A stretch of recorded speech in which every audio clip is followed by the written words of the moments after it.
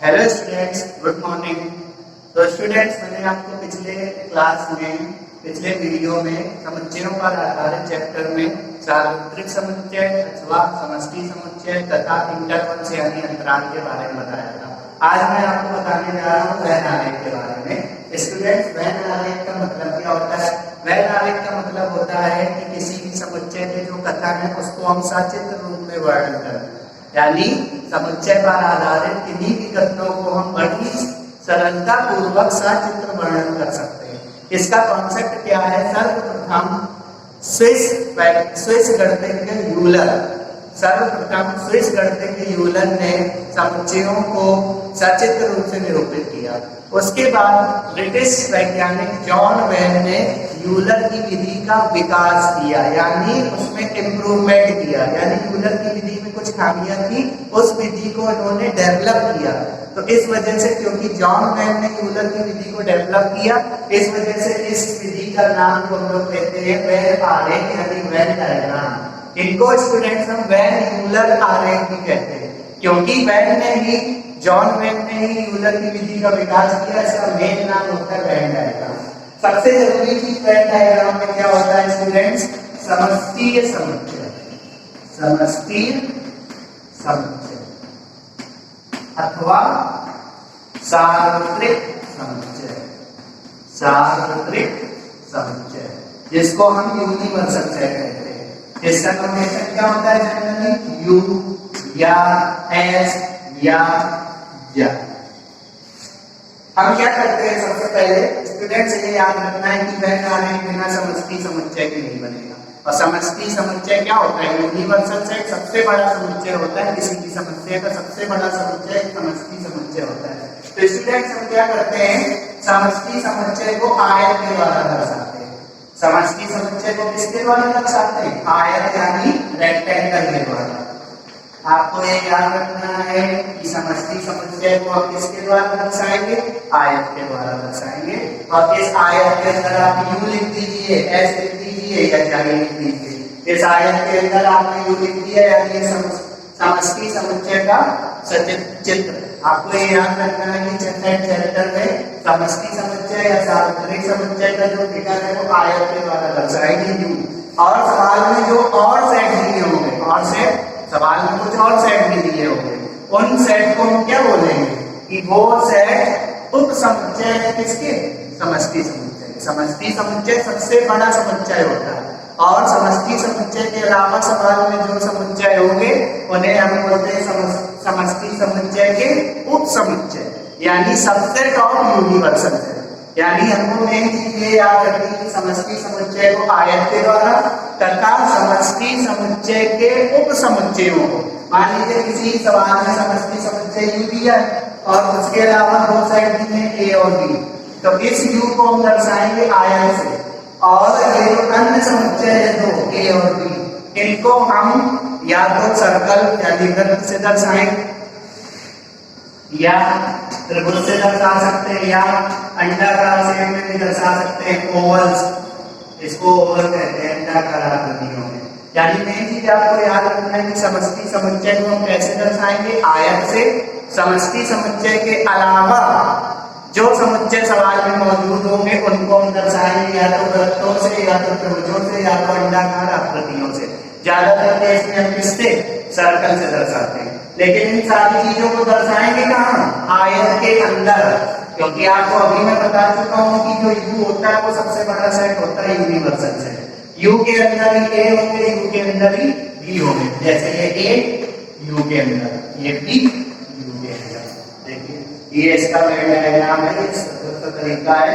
अब मैं आपको बताता हूँ वैन आलेख बताता जाऊंगा। पहले मैं कुछ परिभाषाएं बता रहा हूँ आपको, उन्हीं का वैन आलेख मैं आपको एक में बता देता हूँ। चलिए, जैसे मैंने किसी सवाल में यूनिवर्सल सेट ले लिया 1 2 3 4 5 और एक सेट ले लिया ए बराबर 1 2 3।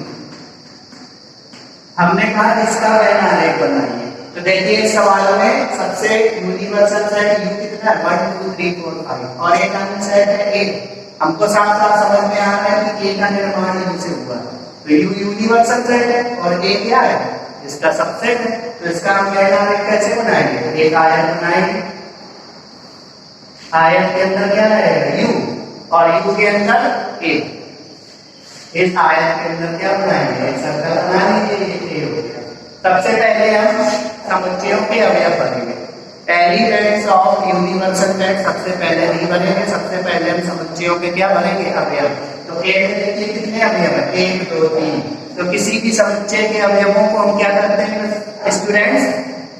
वृत्त के अंदर बिंदुओं से दर्शाते हैं। तो देखिए इस ए में कितने अवयव है? 3।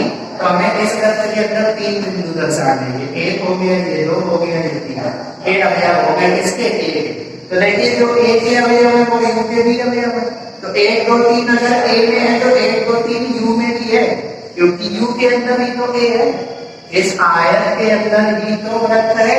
तो जो वृत्त के बिंदु होंगे वो आयत के अंदर होंगे, बिल्कुल सिंपल सी बात है। तो अब यू में कौन से एलिमेंट एक्स्ट्रा बचता है? 4 और 5। 4 और 5 ए में नहीं होंगे, तो ए वाले पोर्शन को छोड़ के कहीं पर भी 4 हो गया, कहीं पर भी 5 हो गया। तो ये एक समस्या का क्या हो गया? वेन आरेख हो गया, है ना। अगर मैं इसी में इन्वॉल्व करूं बी बराबर कितना?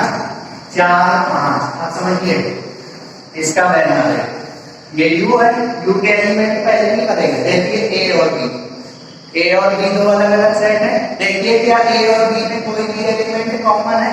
नहीं, ऐसा कोई भी एलिमेंट नहीं है जो ए और बी दोनों में मौजूद है। तो हम ए को अलग बनाएंगे, ए का सर्कल अलग बनेगा, बी का सर्कल अलग बनेगा। अगर कुछ एलिमेंट्स कॉमन होते ए और बी में तो फिर ऐसा बनाते, काटता हुआ ऐसा, क्योंकि ए और बी में कोई भी अवयव वैनिष्ठ नहीं है, तो ए का सर्कल अलग, बी का सर्कल अलग। एक में कितने अवयव है? 1 2 3। तो इन अवयवों को एक के अंदर बिंदुओं से दर्शाएंगे। और बी में कितने? 2 4 और 5। तो ये समस्या का क्या है? वेन आरेख है। अब मैं आता हूँ कुछ डेफिनेशन में। जब मैं आपको डेफिनेशन बताता जाऊंगा उसी का वेन आरेख भी बना के दिखाते जाएंगे आपको। तो सबसे पहले आपको सीखनी है सेट ऑपरेशन, सेट ऑपरेशंस। इसको हिंदी में बोलते हैं समुच्चय संक्रियाएं, समुच्चय संक्रियाएं। कुछ चीजें मैं आपको बताता जा रहा हूं जो कि इंपॉर्टेंट है। सबसे पहले आता है दो समुच्चयों का संघ, दो समुच्चयों का संघ। संघ की इंग्लिश होती है students union of two sets. मान लीजिए ए और बी दो सेट है। सपोज करते हैं कि हमारे पास ए और बी क्या है? दो सेट है, क्योंकि हम दो समुच्चयों का संघ बता रहे हैं, यूनियन ऑफ टू सेट। तो मैंने मान लिया स्टूडेंट्स ए और बी दो समुच्चय है ना। आर एक समुच्चय मतलब इनमें एलिमेंट्स होंगे, एलिमेंट्स जरूर होने चाहिए तभी वेन डायग्राम बना भी सकते हैं, है ना। अगर एलिमेंट्स नहीं है तो भी बन जाएगा, लेकिन ज्यादातर केस में एलिमेंट्स। मान लीजिए ए और बी दो समुच्चय हैं, तो ए और बी के यूनियन, इसको क्या बोलते हैं? संघ को यूनियन। ये संघ का निशान होता है यूनियन जैसा। ये किसका प्रतीक होता है? संघ का प्रतीक होता है। तो अगर ए और बी दो समुच्चय हैं तो इन दोनों का संघ या तो ए यूनियन बी से प्रदर्शित कर लीजिए या तो बी यूनियन ए से प्रदर्शित कर लीजिए। यानी ए और बी के संघ को ए यूनियन बी लिख सकते हैं या बी यूनियन ए में लिख दीजिए, तो कोई गलत नहीं होगा। तो अगर ए और बी दो कोई सेट है तो उनके संघ को हम ए यूनियन बी अथवा बी यूनियन ए से प्रदर्शित करते हैं। अब स्टूडेंट्स ए यूनियन बी होता क्या है? ए यूनियन बी भी एक क्या होता है? समुच्चय। भैया ए भी एक समुच्चय है, बी भी एक समुच्चय है, तो जब इनका संघ करेंगे तो हमें एक नया समुच्चय मिलेगा। तो ए यूनियन बी का जो रिजल्ट होगा वो एक समुच्चय होगा। अब इस समुच्चय में होगा क्या? ये जो समुच्चय होगा स्टूडेंट्स, ये उन अवयवों को धारण करेगा जो ए में भी मौजूद हो और बी में भी मौजूद हो। यानी दो समुच्चयों का संघ क्या होता है? उन दोनों समुच्चयों को धारण करने वाला एक नया समुच्चय होता है। तो ए यूनियन बी का मतलब एक नया सेट होगा जिसमें ए के भी अवयव होंगे और जिसमें बी के भी अवयव होंगे। जैसे मैंने दे दिया ए बराबर 1 2 और बी बराबर ले लिया 2 3 5। अब मैंने आपसे पूछा बताइए ए यूनियन बी, तो ए यूनियन बी कैसे निकालेंगे? ए की वैल्यू क्या है 1, 2 और यूनियन बी की वैल्यू 2, 3, 5। तो मैंने बताया था यूनियन बी एक नया सेट होगा, तो नया सेट बनेगा। इस सेट में ए के भी अवयव होंगे, बी के भी अवयव होंगे, दोनों के अवयव होंगे। यूनियन का मतलब होता है स्टूडेंट्स एकता। एकता का मतलब सारे एलिमेंट्स एक नए सेट में आ जाएगा, बस जो एलिमेंट्स रिपीट हो रहा होगा उसको एक बार लिखेंगे। तो देखिए 1 तो लेना ही है, हमको 2 भी लेना है, लेकिन 2 यहाँ पर भी है, 2 यहाँ पर भी है, एक बार 2 लेंगे। तो देखिए ए के अवयव आ गए। अब बी के अवयव देखिए 2 पहले से मौजूद हो गया, अब क्या लेंगे 3, अब क्या लेंगे 5। तो ये हो गया स्टूडेंट्स ए यूनियन बी। समझ रहे हैं? इसका हम कैसे ग्राफ देखेंगे अब समझिए जरा। ए यूनियन बी, इसका मैं वेन डायग्राम बना रहा हूं। आपको ये याद रखना है कि वेन डायग्राम बिना समष्टि समुच्चय के नहीं बनेगा। तो आप चाहें तो इसका समष्टि समुच्चय बना सकते हैं। समष्टि समुच्चय क्या हो सकता है इसका? ज्यादातर केस में नहीं दिया होगा, लेकिन जब वेन डायग्राम बनेगा तो समष्टि समुच्चय के अंदर ही बनेगा।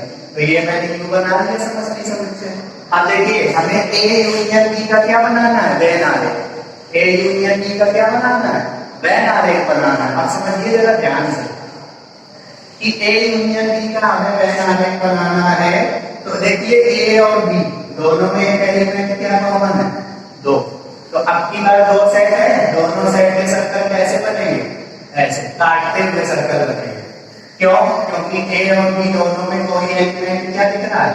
कॉमन। अगर कॉमन ना होता तो दोनों सर्कल अलग अलग, ये ए का सर्कल ले लिया, ये बी का सर्कल ले लिया। देखिए ए और बी में कॉमन एलिमेंट क्या है? 2। तो इन दोनों का कॉमन हिस्सा क्या है? ये है। इसके अंदर क्या पहुंच जाएगा? 2, यानी 2 ए में भी है, 2 बी में भी है। अच्छा ए के अवयव क्या है? 1, 2, तो 2 तो हो गया। अब बचा 1, तो 1 को कहां लिखेंगे? 1 को इस बचे हुए हिस्से में लिखेंगे, ये 1 हो गया। और बी के एलिमेंट्स क्या है? 2, 3, 5, तो 2 तो हो चुका, 2 दोनों जगह मौजूद है। अब बचा 3 और 5, तो 3 और 5 को इस पोर्शन में लिखेंगे, 3, 5। अब आपको करना है ए यूनियन बी का मतलब ऐसा सेट जिसमें ए के भी अवयव हो और बी के भी अवयव हो। तो देखिए ए और बी के अवयवों से कौन सा सेट बनता है? 1, 2, 3, 5। तो हम क्या करेंगे? इस पूरे पोर्शन को क्या कर देंगे? सेट कर देंगे, छायांकित कर देंगे। तो ये ए यूनियन बी का क्या हो गया? वेन आरेख। ये ए यूनियन बी का क्या हो गया? वेन आरेख। छायांकित करना है। बताइए ए यूनियन बी का सेट क्या है? 1, 2, 3, 5। तो देखिए 1, 2, 3, 5 पूरा इतना पोर्शन कवर करना है। तो इतने पोर्शन को मैंने क्या कर दिया? छेद कर दिया। तो ये ए यूनियन बी का क्या हो गया? वेन आरेख हो गया। छायांकित भाग है वेन आरेख, है ना? ये क्या बना? जब ए और बी में कोई अवयव क्या हो? वो बैलेंस हो। इसका सेट बिल्डर फॉर्म क्या होता है? समुच्चय निर्माण। यानी हर एक अवयव x ऐसा होगा जो या तो ए में मौजूद होगा या बी में मौजूद होगा। आप समझिए जरा ध्यान से। ये ए यूनियन बी का सेट बिल्डर फॉर्म है। यूनियन का मतलब यह होता है। यूनियन का मतलब क्या होता है? या अगर x कोई अवयव x बिलोंग करता है ए यूनियन बी में, तो इसका मतलब है x बिलोंग करेगा ए में या x बिलोंग करेगा बी में। आप समझिए जरा ध्यान से। जैसे मैंने ये फिगर बनाया था ए यूनियन बी का, यही सवाल ले लेते हैं। 1, 3, 5, 2। अगर मैं इस अवयव को x नाम दूं, समझिए जरा ध्यान से, अगर मैं इस अवयव को x नाम दूं तो x बिलोंग कर रहा है किसमें? ए। किंतु x बी में तो है, देखिए x क्या बी में है। तभी मैंने बोला है कि कोई भी अवयव अगर ए यूनियन बी में बिलोंग कर रहा है, इसका मतलब या तो वो ए में मौजूद होगा या तो वो बी में मौजूद होगा, और या तो वो दोनों में भी मौजूद हो सकता है। आप बताइए ये 2, अगर मैं इस 2 को x बोल दूं तो ये 2 देखिए ए के भी हिस्से में है, ये 2 बी के भी हिस्से में है। समझ में आ रहा है ये बात कि कोई भी x अगर ए यूनियन बी में बिलोंग कर रहा है, इसका मतलब या तो x ए में बिलोंग करेगा या तो x बी में बिलोंग करेगा। अगर मैं कोई स्पेशल एलिमेंट 1 ले लूं तो 1 देखिए सिर्फ ए में है लेकिन बी में नहीं है। 3 ले लूं तो 3 बी में है लेकिन ए में नहीं है। लेकिन अगर 2 ले लूं तो ए में भी है और बी में भी है। या तो किसी एक सेट में बिलोंग करेगा या तो दोनों में भी कर सकता है। तो अगर आपको याद रखना है कि कोई भी x अगर A यूनियन B में बिलोंग कर रहा है तो वो x A में होगा या तो वो x B में होगा, ये इंपॉर्टेंट पॉइंट है। अच्छा, अब मैं एक ऐसा सवाल लेता हूं, ये A यूनियन B का सेट मेथड फॉर्म है, ये समुच्चय निर्माण है A यूनियन B का। अच्छा, मैं एक और एग्जांपल लेता हूं, एक एग्जांपल मैं ऐसा ले रहा हूं A यूनियन B का, देखिए जरा ध्यान से, A बराबर 1 2 3, B बराबर 1 3, है ना। अब देखिए साफ साफ देखिए, इसमें मुझे दिख रहा है कि B उप समुच्चय है किसका, A का, दिख रहा है B का निर्माण A से हुआ है। तो आप देखिए जानबूझ के मैंने ऐसा सेट किया कि एक सेट का निर्माण दूसरे सेट से हो रहा है ना, यानी B के अंदर A, सॉरी हाँ A के अंदर B है। देखिए A क्या है 1 2 3, B क्या है 1 3, यानी B का निर्माण किससे हुआ, A से हुआ। तो इसका वेन डायग्राम क्या बनेगा, ये समष्टि समुच्चय U है, किसका निर्माण किससे हुआ है। अगर मैं यहाँ पे ले लेता 5 3, तो फिर 5 3 A का सबसेट नहीं है, क्योंकि अब की बार B का निर्माण A से नहीं हुआ है। फिर से वैसे फिगर बनता ऐसे कटा हुआ है ना। लेकिन अगर मैं ये ले लूं 1 3, यानी B किसका हो गया, सबसेट हो गया किसका, A का, यानी B के अंदर, सॉरी B किसका सबसेट है, A का, तो A के सर्कल के अंदर B का सर्कल बनेगा, A के सर्कल के अंदर B का सर्कल बनेगा। ये A का सर्कल हो गया, ये A का सर्कल हो गया, और इसी के अंदर किसका सर्कल बन जाएगा, इसी के अंदर B का भी सर्कल बन जाएगा। ये A का सर्कल हो गया, इसके अंदर B का सर्कल हो गया। अच्छा बताइए, A का सर्कल हो गया, इसी के अंदर B का सर्कल हो गया। अब जब यूनियन निकालेंगे, यूनियन, अब कोई कॉमन पार्ट नहीं देखना है क्योंकि A के अंदर ही B मौजूद है ना, कॉमन पार्ट नहीं देखना क्योंकि पूरा B का निर्माण किससे हुआ है, A से। तो बताइए A यूनियन B क्या बनेगा इस केस में, A यूनियन B बनेगा 1 2 3, 1 भी लेंगे, 1 2 बार है तो एक बार लेंगे, 2 भी लेंगे, 3 भी लेंगे, तो 1 2 3 हो गया। तो देखिए ये B के एलिमेंट क्या हो गए, B के एलिमेंट 1 3, जो B के एलिमेंट है वो A के अंदर ही तो है नहीं, तो जो B के एलिमेंट है वो A के एलिमेंट ऑटोमेटिक है।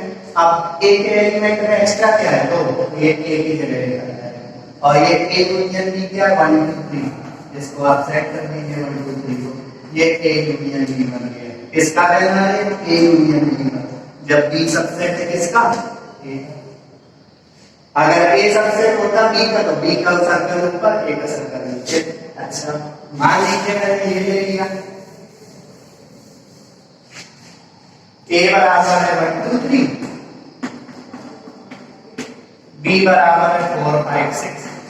अब देखिए कोई किसी का सबसेट नहीं है, ना A B का सबसेट है, ना B A का सबसेट है, और कोई भी एलिमेंट कॉमन भी नहीं है। अब कैसे मिलेगा, अब मैंने कहा A यूनियन B बताओ, तो A यूनियन B क्या 1 2 3, यूनियन B कितना 4 5 6, तो यूनियन बनाए तो A के भी अवयव रखेंगे, B के भी अवयव रखेंगे, तो A के अवयव 1 2 3 और B के अवयव 4 5 6, इसको रखिए। तो ये स्टूडेंट बन के तैयार हो गया A यूनियन B। अब इसका वेन डायग्राम कैसे बनेगा, देखिए इसका वेन डायग्राम कब बनेगा, ये U है।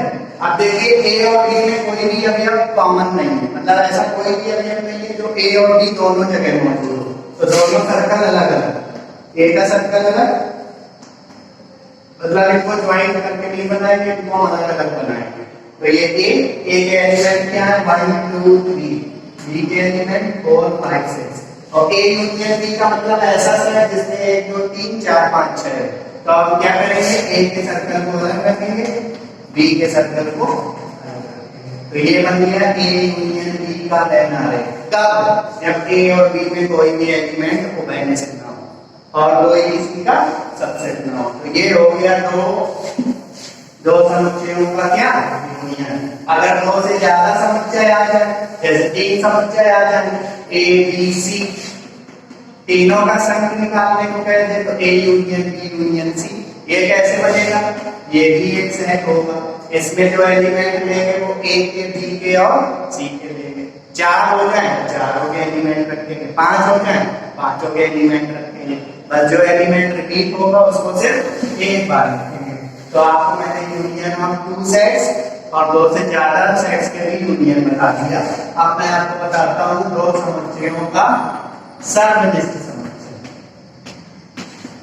दो समुच्चयों का सर्वनिष्ठ समुच्चय। सर्वनिष्ठ की इंग्लिश होती है स्टूडेंट्स इंटरसेक्शन। सर्वनिष्ठ समुच्चय की इंग्लिश क्या होती है? Intersection of two sets. दो सेट्स का क्या? इंटरसेक्शन। अभी आपने क्या पढ़ा था? यूनियन। यूनियन का निशान यू और इंटरसेक्शन का निशान उल्टा ही है ना। इसे आप कप नाम भी दे सकते हैं, इसे आप कैप नाम भी दे सकते हैं, लेकिन कप कैप ही आपको समझना है क्या होता है। ये यूनियन हिंदी में सन, ये इंटरसेक्शन हिंदी में सर्वनिष्ठ समुच्चय। तो सपोज करिए ए और बी दो सेट है। सपोज करिए ए और बी दो सेट है, तो इनका इंटरसेक्शन या तो ए इंटरसेक्शन बी या तो बी इंटरसेक्शन, कुछ भी लिख लीजिए, बात एक ही है। तो अगर ए और बी दो समुच्चय है तो इन दोनों का इंटरसेक्शन ए इंटरसेक्शन बी या बी इंटरसेक्शन ए लिखा जाता है। और दोनों ही क्या होते हैं स्टूडेंट्स? दोनों ही एक नया समुच्चय बनाते हैं। आपको ये याद रखना है, समुच्चय की जितनी भी संक्रियाएं मैं बता रहा हूँ वो जब भी कंप्लीट होंगी तो एक नया समुच्चय बनाएंगे। जैसे ए और बी का यूनियन जब कंप्लीट होगा तो एक नया समुच्चय बनाएगा, ए और बी का इंटरसेक्शन कंप्लीट होगा तो एक नया समुच्चय बनाएगा, क्योंकि चैप्टर का नाम ही समुच्चय है, तो जो भी रिजल्ट आएगा वो समुच्चय ही होगा। ये आपको याद रखना है। तो अगर सेट का यूनियन करें तो भी नया सेट, सेट्स का इंटरसेक्शन करें तो भी नया सेट, तो ए और बी का जो इंटरसेक्शन होगा वो नया सेट होगा।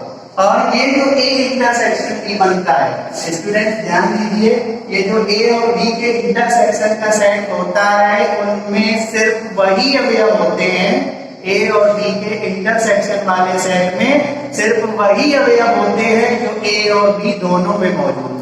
कहने का मतलब कि अगर हमें सेट्स का इंटरसेक्शन करना है तो हम केवल वही एलिमेंट्स लेंगे दोनों सेट के जो दोनों जगह मौजूद।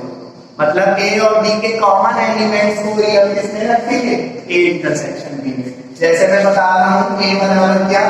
1 2 3, बी बराबर क्या? 2 4 5। अब मैंने कहा ए और बी का क्या निकालो? इंटरसेक्शन। यूनियन नहीं कहा, यूनियन तो आप सीख चुके हैं। अब मैंने कहा इंटरसेक्शन निकालिए, तो ए कितना है? 1 2 3। इंटरसेक्शन बी कितना है? 2 4 5। कौन सा सिंबल लगा है? इंटरसेक्शन। तो आपको चेक करना है इन दोनों सेट में कॉमन एलिमेंट कौन सा है। तो कॉमन एलिमेंट कौन सा है? 2। तो इसका इंटरसेक्शन क्या हो गया? ये ए इंटरसेक्शन बी। और यूनियन का मतलब सब कुछ लेना है, और इंटरसेक्शन का मतलब कॉमन एलिमेंट लेना है। ऐसे एलिमेंट जो हर जगह मौजूद हो उसे हम इंटरसेक्शन में रखेंगे। तो देखिए दोनों सेट में कौन सा एलिमेंट दोनों में मौजूद है? 2। तो इनका इंटरसेक्शन कितना हो गया? 2। इसका वैल्यू कैसे बनेगा? जैसे आयत बना दिया हमने, आयत का मतलब यूनिवर्सल सेट, बिना यूनिवर्सल सेट के नहीं बनेगा, ये यूनिवर्सल सेट यू हो गया। अब देखिए ए और बी में कोई एलिमेंट कॉमन है? अगर कॉमन है तो ए और बी के सर्कल काटते हुए बनेंगे। ये ए का सर्कल हो गया, ये बी का सर्कल हो गया, है ना। अब देखिए कॉमन एलिमेंट कितना है? 2। तो कॉमन पोर्शन क्या है? कॉमन पोर्शन ये है 2। अब ए में कौन है? ए में कौन कौन था? 1 2 3 था, तो 2 तो हो चुका, बचा 1 3। तो ए के हिस्से में बचे हुए हिस्से में 1 और 3 लिखेंगे। बी का हिस्सा क्या था? 2 4 5। तो बी का ये हिस्सा तो कॉमन है, तो 2 तो हो गया, बचा कितना? 4। अब बताइए A union B, A intersection B का आंसर का कितना आया? 2 आया है। तो हम सिर्फ 2 वाले पोर्शन को ही लगेंगे। ये जो छायांकित भाग हो गया ये किसको प्रदर्शित कर रहा है? ये छायांकित भाग ए इंटरसेक्शन बी का वेनारेट। ये ए इंटरसेक्शन बी का वेनारेट है जब ए और बी में कॉमन एलिमेंट्स मौजूद हो। अगर ए और बी में कोई भी कॉमन एलिमेंट्स ना मौजूद हो, जैसे मैं यहाँ पे ले लिया 4 5 6, सपोज करिए मैंने ले लिया 4 5 6, तो अब ऐसा कोई भी अवयव नहीं है जो ना ए में मौजूद हो ना बी में मौजूद हो। तो अगर इंटरसेक्शन निकालते समय कोई भी अवयव कहीं मौजूद ना हो, मतलब कॉमन एलिमेंट किसी भी सेट में ना दिखे, तो उसका इंटरसेक्शन क्या होता है? फाई या रिक्त समुच्चय। रिक्त समुच्चय का सिंबल ये भी होता है। यानी अगर अवयवों में कोई सेट्स में कोई भी अवयव एलिमेंट्स कॉमन ना हो तो उनका इंटरसेक्शन क्या होता है? फाई होता है, यानी रिक्त समुच्चय होता है। अच्छा, इससे देखिए इंटरसेक्शन का मतलब क्या होता है? तथा होता है, तथा। अब देखिए ए इंटरसेक्शन बी का आंसर कितना आया इस केस में? 2 आया था, इसके पहले जो मैंने सवाल लिया था। अब देखिए 2 कहां मौजूद? 2 ए में भी मौजूद है तथा 2 बी में भी मौजूद है। और यूनियन में क्या था? ए में भी हो सकता है, बी में भी हो सकता है, दोनों में भी हो सकता है, लेकिन इंटरसेक्शन में जो कॉमन एलिमेंट हो वो दोनों सेट में मौजूद हो। तो इसको क्या लिखेंगे? x such that x belongs to A, और अथवा नहीं लगेगा, तथा लगेगा। x belongs to, है ना? तो आपको ये बात ध्यान रखनी है। अच्छा, अगर मैं यहाँ पे वो जो सवाल लिया था, जैसे a बराबर कितना 1 2 3, b बराबर 4 5 6, तो a इंटरसेक्शन b कितना आ रहा है इसका? a इंटरसेक्शन b बराबर क्या है? 5, क्योंकि a और b में कोई भी एलिमेंट वैलिड नहीं है। इसका डायग्राम कैसे बनेगा? ये आप देखिए, कोई भी एलिमेंट वैलिड नहीं तो a का सर्कल अलग, b का सर्कल अलग, a है ना? तो a कितना है? 1 2 3, b कितना है? 4 5 6। अब देखिए दोनों में कोई वैलिड पार्ट नहीं, तो जब वैलिड पार्ट नहीं तो फिर इसको हम सेट भी नहीं करेंगे। तो बस यही हो गया क्या? a इंटरसेक्शन b का वैल्यू है, जब a इंटरसेक्शन b क्या हो? 5। अगर दोनों समुच्चयों का संघ क्या हो? सॉरी, संघ नहीं, सर्वनिष्ठ समुच्चय क्या हो? 5। तो मैंने आगे कैसा बनेगा ये आपको ध्यान रखना। अब मैंने अगर ये बता दिया स्टूडेंट्स, ध्यान दीजिए,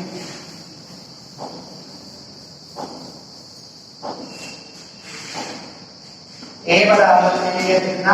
1 2 3, और b बराबर ले लिया 2 3।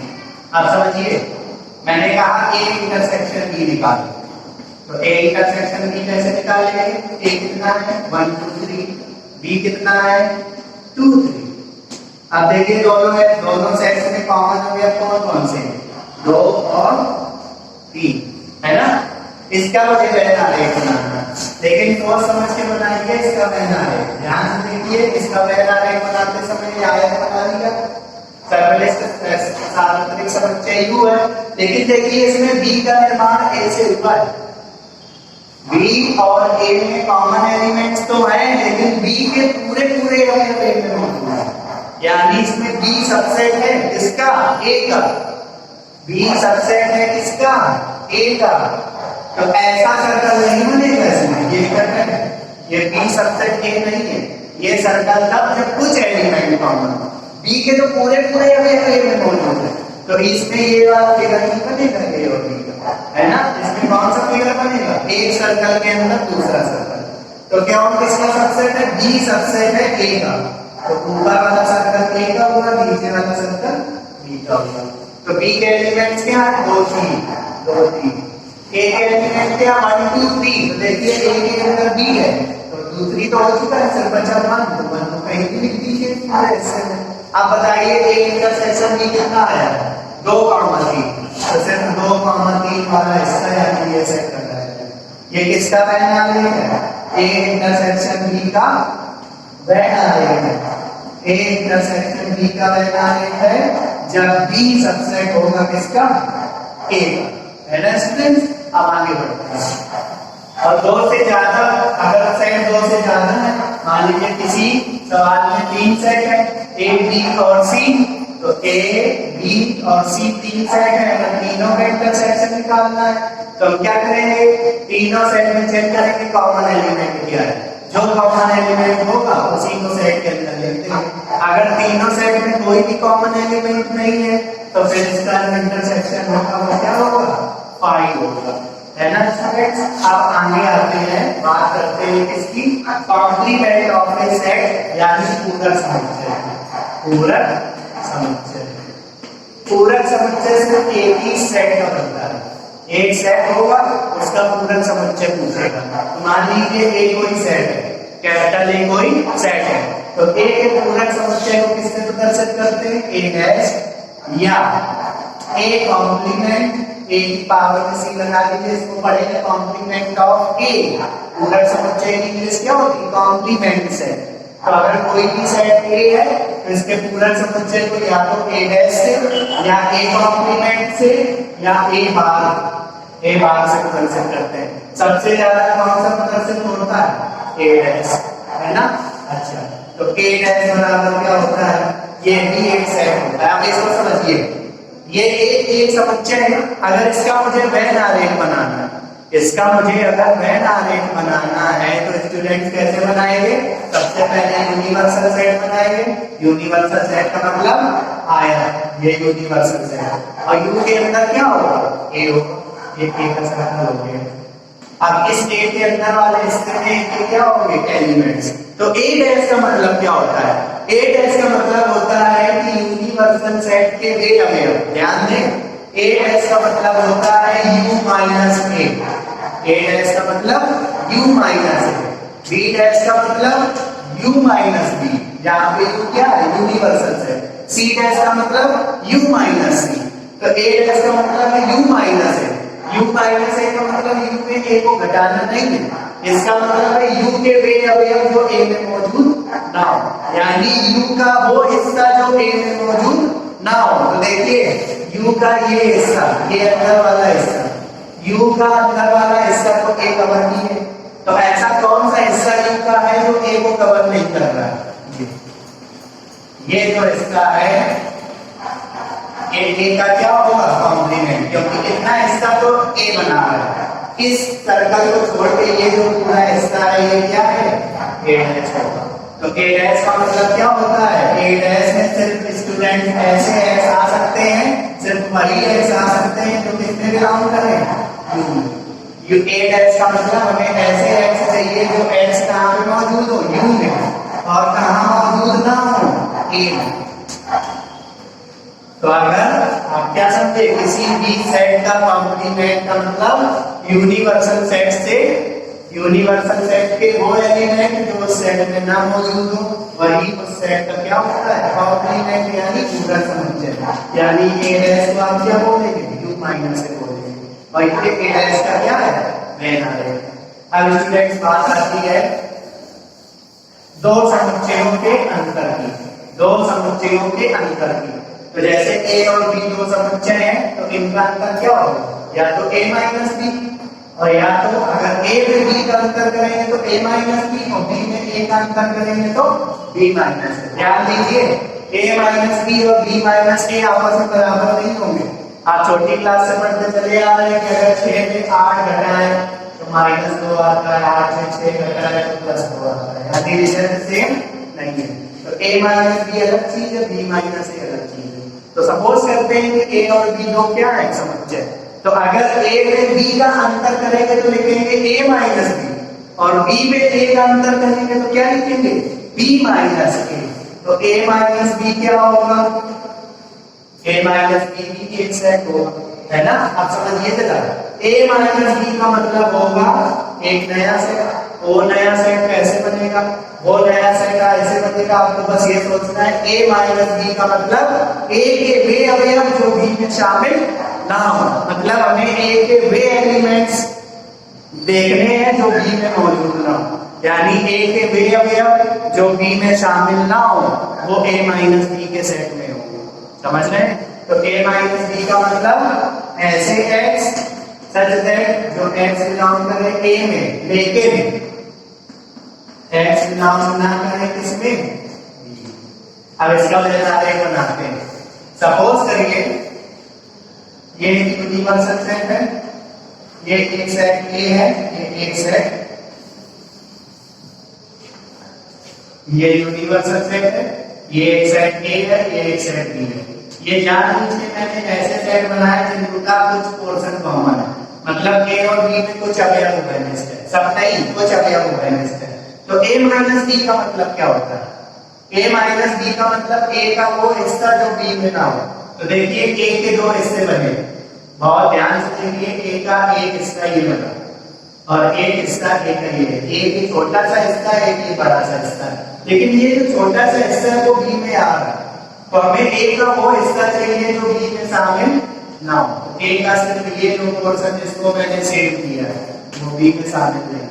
ये वाला टुकड़ा तो बी में है, तो ये a माइनस बी का क्या हो गया, वैल आएगा। कब, जब a का कुछ, जब a और b में कुछ अवयव क्या हो, कॉमन। अब समझिए, जैसे मैंने एक सवाल ले लिया, a बराबर क्या 1 2 3, b बराबर क्या ले लिया 4 2 3 4। मैंने आपसे पूछा a माइनस बी बताओ, क्या पूछा, a माइनस बी बताओ, तो a माइनस बी कैसे निकालेंगे, a कितना 1 2 3 माइनस b कितना 2 3 4, तो a माइनस बी का मतलब a के वे अवयव जो b में ना हो, यानी पहले सेट के वे अवयव जो दूसरे सेट में ना हो। माइनस का मतलब घटाना नहीं है, तो देखिए a का क्या 1 b में है, नहीं है। पहले सेट का 1 दूसरे सेट में नहीं है तो 1 लेंगे, पहले सेट का 2 दूसरे सेट में भी है, हटा देंगे। पहले सेट के वे अवयव जो दूसरे सेट में मौजूद ना हो वो माइनस का सेंस देते हैं, तो पहले सेट का सिर्फ एक दूसरी जगह नहीं है, बाकी 2 और 3 है। तो इसका चित्र कैसे बनेगा, देखिए इसका चित्र सेम ऐसे बनने वाला है। देखिए ए और बी में कुछ अवयव है इसमें, सारे नहीं है, कुछ है, कुछ है, तो ये सर्कल कैसे बनेंगे, काट के ये ए और बी। कौन से अवयव है इसमें, 2 3, तो वैलिस्ट वाले पोर्शन में ये 2 और 3। अब ए में कौन बचेगा 1 2 3 का, तो 2 3 तो हो चुका, 1 बचा, 1 तो यहाँ, और b कितना है 2 3 4, 2 3 हो चुका, 4 यहाँ। अब a माइनस b का आंसर कितना है 1, तो चले इससे को सिर्फ कवर करेंगे, इसमें 1 चल जाएगा, ये a माइनस b का क्या हो गया आंसर हो गया, है ना स्टूडेंट। अब आते हैं आगे बढ़ते हैं, अगर सबसे होगा तो भी आप आसानी बना लेंगे, इसमें कोई समस्या नहीं, बस आपको सवाल लगाना होगा। अब बात आती है स्टूडेंट्स दो समुच्चयों का सममित अंतर, दो समुच्चयों का सममित अंतर, दो समुच्चयों का सममित अंतर, symmetric difference of two sets. सममित को बोलते हैं सिमेट्रिक, अंतर पर डिफरेंस, और दो समुच्चयों का तो ऑफ टू सेट्स। तो सपोज करिए ए और बी दो सेट है, तो ए और बी के सममित अंतर को ए, और ये सममित अंतर का निशान होता है त्रिभुज जैसा, तो ए सिमेट्रिक डिफरेंस बी, इसको त्रिभुज नहीं पढ़ेंगे, ए सिमेट्रिक डिफरेंस बी या बी सिमेट्रिक डिफरेंस ए, ये बात आपको समझ आ रही है। तो अगर ए और बी दो सेट है तो a और b के सममित अंतर को a सिमेट्रिक डिफरेंस b या b सिमेट्रिक डिफरेंस a लिखते हैं, और ये जो सिमेट्रिक डिफरेंस होता है वो होता है किसके बराबर है, वो होता है a minus b union b minus a के बराबर। यानी अब क्या करेंगे, आने वाले सेट में पीछे वाले सेट को माइनस करेंगे, माइनस करेंगे, कैसे माइनस करेंगे अभी बताया, यानी a सिमेट्रिक डिफरेंस b का मतलब a माइनस b में यूनियन करना है किसका, b माइनस a। अगर इसी प्रकार b सिमेट्रिक डिफरेंस a लिखें तो जहां जहां a है वहां b कर दीजिए, जहां जहां b है वहां a कर दीजिए, ये बनेगा b minus a union a minus b। तो ये a सिमेट्रिक डिफरेंस b आ गया और ये b सिमेट्रिक डिफरेंस a आ गया। अच्छा अब देखिए a सिमेट्रिक डिफरेंस b का मतलब ऐसे x जो किसमें बिलोंग करेंगे, इस पोर्शन में, a minus B union b minus a। अभी इसको मैं एग्जांपल बता रहा हूं तो आपको ज्यादा समझ में आ जाएगा। a अगर लिखा है b सिमेट्रिक डिफरेंस a, इसका मतलब क्या है, x such that x belongs to किसमें, b minus a union a minus b। बात सेम, चाहे ये लिख लीजिए चाहे ये लिख लीजिए, सेम रिजल्ट है ना। अब देखिए मैं एक उदाहरण देता हूँ, सपोज करके a बराबर कितना था, a बराबर था 1 2 3 4 5 6, b बराबर कितना है, b बराबर 4 5 7। मैंने कहा a और b का सिमेट्रिक डिफरेंस निकालो, a b का सिमेट्रिक डिफरेंस निकालो, तो a सिमेट्रिक डिफरेंस b, तो आपको याद रखना है कि ए सिमेट्रिक डिफरेंस बी निकालना और सबसे पहले क्या निकालना पड़ेगा ए माइनस बी, फिर क्या निकालना पड़ेगा बी माइनस ए। तो सबसे पहले क्या निकालें ए माइनस बी, है ना। ये ए और बी मैंने स्टूडेंट्स ऐसे ले लिए जिनमें कुछ कॉमन अवयव है, जैसे 4 5 4 5 कॉमन है, कुछ अवयव कॉमन है, सब नहीं। तो देखिए ए माइनस बी है ना, तो ए माइनस बी का मतलब ए के वे अवयव जो बी में ना हो। तो देखिए ए के कौन से अवयव बी में है 4 और 5, ऐसे देख लीजिए। तो ए के कौन से अवयव बी में नहीं है 1 2 3 6। अब हमें क्या निकालना है बी माइनस ए। बी माइनस ए का मतलब बी के वे अवयव जो ए में ना हो। तो बी का कौन सा अवयव ए में नहीं है 7, तो बी माइनस ए कितना आ गया 7। अब क्या करेंगे हमें ए सिमेट्रिक डिफरेंस बी निकालना। तो कैसे निकालेंगे, सबसे पहले सूत्र लगाएंगे A minus B union B minus A. तो ए माइनस बी कितना है, ए माइनस बी है 1 2 3 6 और यूनियन बी माइनस ए कितना है 7। यूनियन का मतलब क्या है कंबाइन कर देंगे, एलिमेंट सब रखने हैं। तो 1 भी रखना है 2 भी रखना है 3 भी रखना है 6 भी और ये 7। ये हो गया ए सिमेट्रिक डिफरेंस बी, इसका क्या आंसर। लेकिन हमें इसका क्या बनाना है वेन आरे। तो वेन आरे कैसे बनाएंगे देखिए ध्यान से।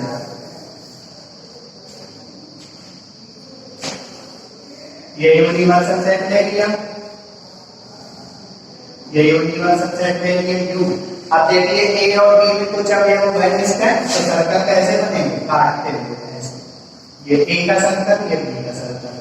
कौन से एलिमेंट जो वेनिस्ट है 4 और 5, ये 4 ये 5। 4 और 5 को छोड़ के क्या बचा, यहाँ पर बचा 1 2 3 6। तो ये 1 2 3 6 है ना। और बताइए क्या बना बी का क्या बचेगा 4 5 की कमी करके यहाँ पे क्या बचा 7। अब देखिए सिमेट्रिकल डिफरेंस की मीनिंग क्या है, ए माइनस बी और यूनियन बी माइनस। तो पहले आप बोलिए ए माइनस बी। ए माइनस बी का मतलब ए का वो हिस्सा जो बी में ना हो। तो चित्र से देखिए ए का ये जो हिस्सा है जिसको मैं डार्क कर रहा हूँ, ये जो ए का हिस्सा है वो बी में मौजूद नहीं है, तो ये ए माइनस बी हो गया। अब क्या करना है बी माइनस ए। बी माइनस ए का मतलब बी का वो हिस्सा जो ए में ना हो। तो बी का कौन सा हिस्सा है में नहीं है, ये जो मैं डार्क कर रहा हूँ ये। तो ये हो गया ए माइनस बी और ये किसको शो कर रहा है ये ए माइनस बी, और ये किसको कर रहा है बी माइनस ए। और यूनियन का मतलब 1 2 3 6 7 बस इतने पोर्शन में सेट होगा, क्योंकि इसका आंसर क्या है 1 2 3 6 7 है। तो देखिए 1 2 3 6 वाला पोर्शन सेम है और 7 वाला पोर्शन सेम है। 4 और 5 का इन्वॉल्व नहीं है, देखिए 4 और 5 इसमें इन्वॉल्व नहीं है, तो 4 और 5 छोड़ दिए। तो ये स्टूडेंट्स किसका वेन आरेख है ए और बी के सिमेट्रिक डिफरेंस का। इसी को आप बी और ए का सिमेट्रिक डिफरेंस भी बोल सकते हैं, लेकिन ये कब जब ए और बी में कुछ अवयव क्या हो वो वेनिस्ट हो।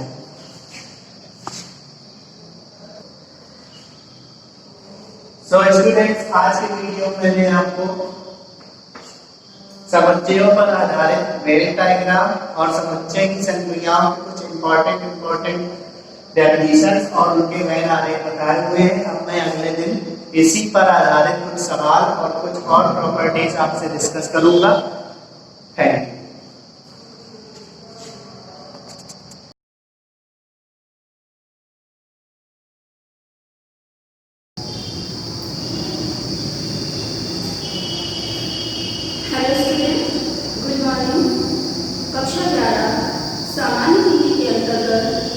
बच्चों, मैंने अपने पूर्व के वीडियो में आपको कबीरदास द्वारा रचित पदावली शीर्षक के अंतर्गत पद संख्या 1 और 2 की व्याख्या पढ़ाई।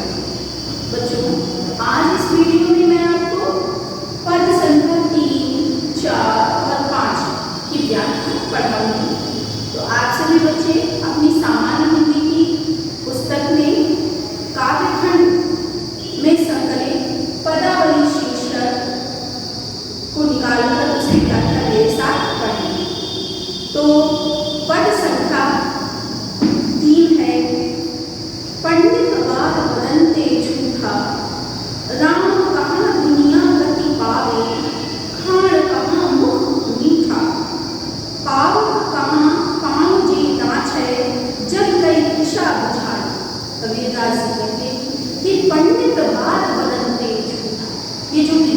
लोग बातें बताते हैं, ये असत्य बातें बताते हैं, झूठ बातें बताते हैं। राम ने कहा दुनिया गति पाओ, ये कहते हैं कि राम के नाम का स्मरण करने से दुनिया गति माने होता है मोक्ष, दुनिया मोक्ष को पा जाती है। खाण कहा मुख मीठा, यदि ऐसा होता तो खाण माने होता है बच्चों गुड़, गुड़ कहने मात्र से मुख मीठा हो जाता। पावक कहा पाँव जे दाच है, और पावक माने होता है अग्नि, और अग्नि कहने मात्र से पाँव दाच है माने होता है जल जाते, और अग्नि कहने मात्र से पाँव जल जाते। जल कहने तृषा बुझाई, तृषा माने होता है प्यास, और जल कहने मात्र से प्यास बुझ जाती। भोजन कहाँ भूसी जे भाते, और भोजन का नाम मात्र लेने से भूख भाग जाती या मिट जाती। तो सब कोई गिर जाए, और ऐसा अगर ये सारी चीजें संभव हो जाती तो प्रभु श्री राम के नाम का स्मरण करने से, निर्गुण निराकार ईश्वर का स्मरण करने से हर कोई मोक्ष को प्राप्त कर लेगा। नर के साथ सुबह हरि होते, सुबह माने होता है तोता। कबीरदास जी कहते हैं कि मनुष्य के साथ साथ रटाने पर तोता भी राम के नाम का स्मरण करने लगता है। हरि प्रताप को न जाने, प्रताप का मतलब होता है जो प्रताप, हरि माने भगवान के, परंतु भगवान के प्रताप को नहीं जानता। जो कबहू उड़ जाए जंगल, यदि कभी वह बंधन मुक्त होकर जंगल में उड़ जाता है, बहुर नस्ल तय आए, तो उसे फिर राम के नाम का स्मरण नहीं आता। साची प्रीत विषय माया से, कबीरदास जी कहते हैं कि सच्चा प्रेम जो है वो साची प्रीत विषय माया सुहर भक्तन सुहास, सच्ची प्रीत करने वाले हरि भक्तन हरि भक्तों के लिए ये जो माया है वो विष के समान है। कहीं कबीर प्रेम नहीं उपजो, कबीरदास जी कहते हैं कि यदि परमात्मा के प्रति तुम्हारे मन में सच्चा प्रेम नहीं उत्पन्न हुआ, बांधो जासी, बांधो जासी मतलब यमलोक यथार्थ मृत्यु, तो तुम्हें जो है मृत्यु के बंधन को प्राप्त करके यमलोक अवश्य जाना पड़ेगा। अर्थात जन्म और मृत्यु के बंधन में पड़ा हुआ मनुष्य बारंबार जन्म और मृत्यु को प्राप्त करता रहे। बच्चों आया समझ में? एक बात बोले इसकी व्याख्या पढ़ेंगे। पंडित बात बदलते झूठ, कबीरदास जी कहते हैं कि विद्वान महात्मा जो ये ईश्वर के संबंध में बातें करते हैं ये असत्य करते हैं। राम कहा दुनिया गति पाओ, ये कहते हैं कि राम के नाम का स्मरण करने मात्र से दुनिया या संसार मोक्ष को प्राप्त कर लेता है। यदि ऐसा होता, खाण कहाँ मुख मीठा, खाण माने जो क्या होता है गुड़, तो गुड़ कहने मात्र से वो मीठा हो जाता। पावक कहाँ पाँव जे दाचे, और पावक में अग्नि, और अग्नि कहने मात्र से पाँव जल जाते। जल गई तृषा बुझाई, और जल कहने मात्र से तृषा माने होता है प्यास, और जल कहने मात्र से प्यास बुझ जाती। भोजन कहाँ भूसी जे खाते, और भोजन कहने मात्र से भूख मिट जाती। तो सब कोई गिर जाती। तो ऐसा अगर ये सारी चीजें संभव होने लगती तो प्रभु के नाम का स्मरण करने से, ईश्वर के नाम का स्मरण करने से हर कोई मोक्ष को प्राप्त कर लेता। नर के साथ सुआ हरि होते, कबीरदास जी कहते हैं कि रटाने पर तो मनुष्य के साथ साथ तोता भी हरि के नाम को बोलने लगता है, भगवान के नाम को बोलने लगता है। हरि प्रताप न जाने, प्रताप माने होता है जो प्रताप, परंतु भगवान के प्रताप को नहीं जानता। और यही कारण होता है जो कबहू उड़ जाए जंगल में, जो कभी वो उड़कर जंगल में पहुंच जाता है, बहुर नस्ल तय आए, तो उसे फिर भगवान के नाम का स्मरण नहीं रहता। साची प्रीत विषय माया, सच्ची प्रीत करने वाले हरि भक्तन सुहासी, भगवान के भक्तों के लिए ये मोह माया विष के समान है। कहीं कबीर प्रेम नहीं उपजो बांधो जासी, कबीरदास जी कहते हैं कि यदि हे अंतरात्मा तुम्हारे मन में परमात्मा के प्रति सच्चा प्रेम उत्पन्न नहीं हुआ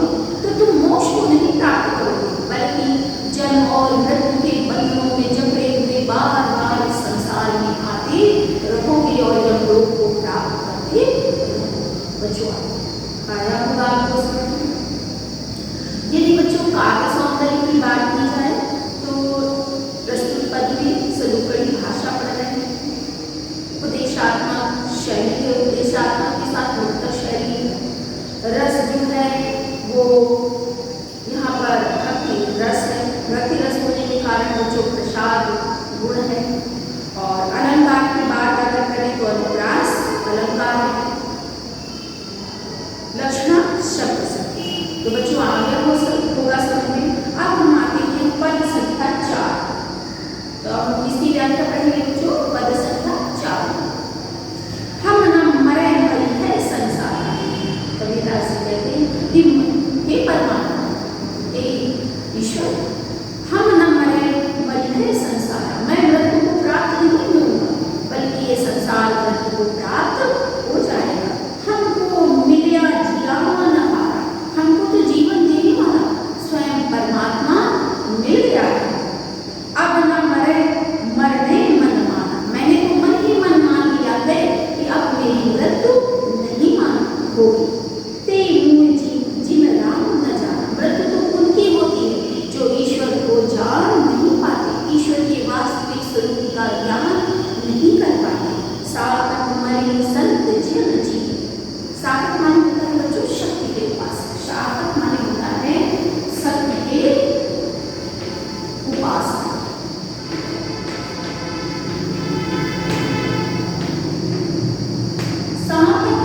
कबीरदास कहते हैं कि जो शक्ति की उपासना करने वाले वो मोक्ष मृत्यु को प्राप्त हो जाएंगे।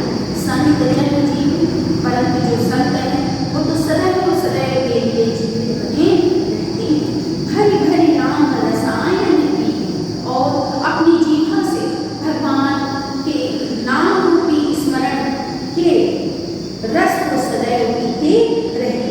हरि मरी है तो कबीरदास कहते हैं यदि वो निर्गुण निराकार ब्रह्म मृत्यु को प्राप्त हो जाएगा तो मैं भी मृत्यु को प्राप्त हो जाऊंगा। हरि न मरे हम काहे को मरे, यदि वो परमात्मा अजर और अमर है, वो मृत्यु को प्राप्त नहीं होगा तो मैं मृत्यु को क्यों प्राप्त होगा। कहीं कबीर मन मन ही गिरा, कबीरदास कहते हैं कि मैंने अपने अंतर्मन को उस परमात्मा से मिला लिया, अर्थात एकाकार कर लिया। अमर है सुख सागर का, अब उस परमात्मा रूपी सुख के समुद्र को पाकर मैं अमरता को प्राप्त कर चुका हूँ, अर्थात जन्म और मृत्यु के बंधन से मुक्त हो चुका हूँ। बच्चों ये बहुत सरल था पर आपको समझ में आ गया हो। यहाँ पर भी बच्चों भाषा कौन सी आप पढ़ रहे हैं, सदुपरी भाषा। इसके साथ ही भक्ति रस, क्योंकि ईश्वर के नाम स्मरण की महत्ता का वर्णन किया गया है, और जहाँ पर बच्चों भक्ति रस होता है वहाँ प्रसाद पूर्ण होता है। अब आपने देखा होगा कि यहाँ पर मां वर्ण की बार बार आवृत्ति होने के कारण अनुप्रास अलंकार है, और जो है लक्षणा शब्द से। बच्चों कबीर की भक्ति जो है वो माधुर्य भाव की है। कबीर आत्मा को जो है पत्नी के रूप में और परमात्मा को पति के रूप में क्या किया है, स्वीकार किया है। कबीर के नाम जो है दशरथ पुत्र राम नहीं है, बल्कि निर्गुण निराकार राम है, क्योंकि कबीर का मानना था राम नाम लोक बखाना, राम नाम का मरम न जाना। इसके साथ ही कबीर ये भी मानते हैं कि परमात्मा अजर और अमर है, और उसका अंश आत्मा भी अजर और अमर है। बच्चों इसके बाद हम आते हैं पद संख्या 5। पदावली के अंतर्गत पद संख्या 5 परीक्षाओं की दृष्टि से बहुत ही महत्वपूर्ण है, तो इस पद की व्याख्या को आप बहुत ही गंभीरता से पढ़ें। कबीरदास जी क्या कहते हैं, काहे नन्ही तू नानी, तेरी नाल सरोवर पानी, जल में उत्पत्ति जल में वास, जल में नलनी तोर निवास, ना तल तपट न ऊपर आग, तोर हेतु कब कासन ला, कहे कबीर जे उदिक समान, ते नहीं मुड़े हमारे जान। कबीरदास जी कहते हैं। बच्चों यहाँ पर दो अर्थ लेंगे, एक कमल के पक्ष में और दूसरा आत्मा के पक्ष में। रूपक अलंकार है, अनुप्रास अलंकार है। काहे नन्ही तू कमला, पहले जानते हैं कमल के पक्ष, कमलिनी के पक्ष। कमलिनी के पक्ष में अर्थ होगा काहे नलिनी तू मिला, हैं कि हे कमलिनी, तू क्यों मिलाना होकर मुरझाना, तू क्यों मुरझा रही है। तेरे नाल सरोवर पानी, नाल में होकर बच्चों डंठल, तेरे डंठल में सरोवर का पानी है, फिर क्या कारण है कि तू मुरझा रही है। जल में उत्पत्ति जल में निवास, हे नदी हे कमलिनी, तू जल से ही उत्पन्न हुई है और जल में ही तू निवास करती है। जल में नलिनी तोर निवास, हे जल कमलिनी हे मुरली, तुम्हारा निवास स्थान जल में ही है। ना तल तपति ना ऊपर ना तो तल तपरा और ना ऊपर किसी तरह की आग है। तोर हेतु कहूँ कासे, हे तुम्हारे होगा बच्चों यहाँ प्रेम, तुम्हारा किससे प्रेम हो गया है जिसके प्रेम के वियोग में बिछड़कर तुम दिन रात गुमरा रही। कहीं कबीर जे उदित समान, उदित माने होता है जल, कबीर दास जी कहते हैं कि जो जल के समान होते हैं ते नहीं हुए हमारे जान, हमारी समझ में वो वृत्ति को प्राप्त नहीं होती। बच्चों आत्मा के पक्ष में अर्थ आपको समझ में आ गया हो। अब हम अर्थ जो पढ़ रहे हैं वो आत्मा के पक्ष में, अभी मैंने जो अर्थ आपको बताया वो कमलिनी के पक्ष में था, अब मैं आपको जो अर्थ बताने जा रही हूँ वो आत्मा के पक्ष में। कबीरदास जी कहते हैं काहे नलिनी तू कमलिनी, हे कमलिनी रूपी आत्मा, तू क्यों मुरझा रही है। तेरे ही नाल सरोवर पानी, तेरी जो नाल है, तेरी जो उत्पत्ति है वो परमात्मा रूपी सरोवर के पानी से हुई है। जल में उत्पत्ति जल में वास, तू उस परमात्मा रूपी जल से उत्पन्न कर हुई है और उस परमात्मा रूपी परमात्मा के द्वारा बनाए गए संसार रूपी जल में ही निवास कर रही है। ना तल तपत ना नीचे कोई ताप है दुख है और ना ही ना ऊपर ना तो किसी तरह की कोई विषय वासना है। तो हेतु कहूँ का संघात, हे आत्मा तुझे किससे प्रेम हो गया है जिसके कारण तू दिन पर दिन जो है मुरझा रही। कहीं कबीर जे उदित समान, कबीरदास जी कहते हैं कि जो जल के समान होते हैं ते नहीं हुए हमारे जान, हमारी समझ में वो वृत्ति को प्राप्त नहीं।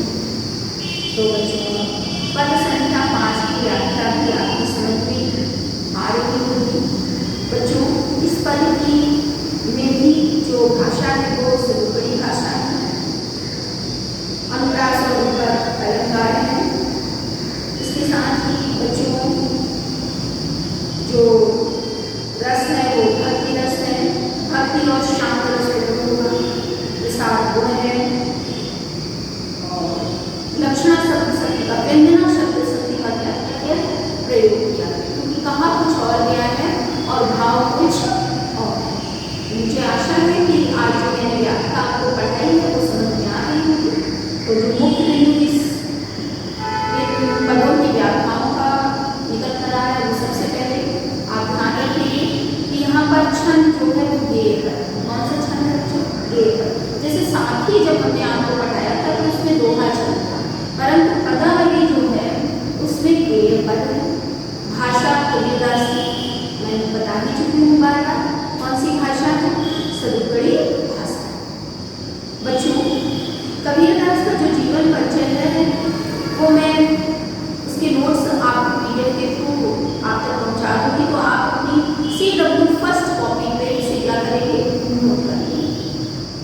अपनी आने वाले वीडियो में मैं आपको पद्यांश पर आधारित किस तरह से प्रश्न उत्तर आते हैं वो उनका उत्तर लिखना आपको बताऊंगी।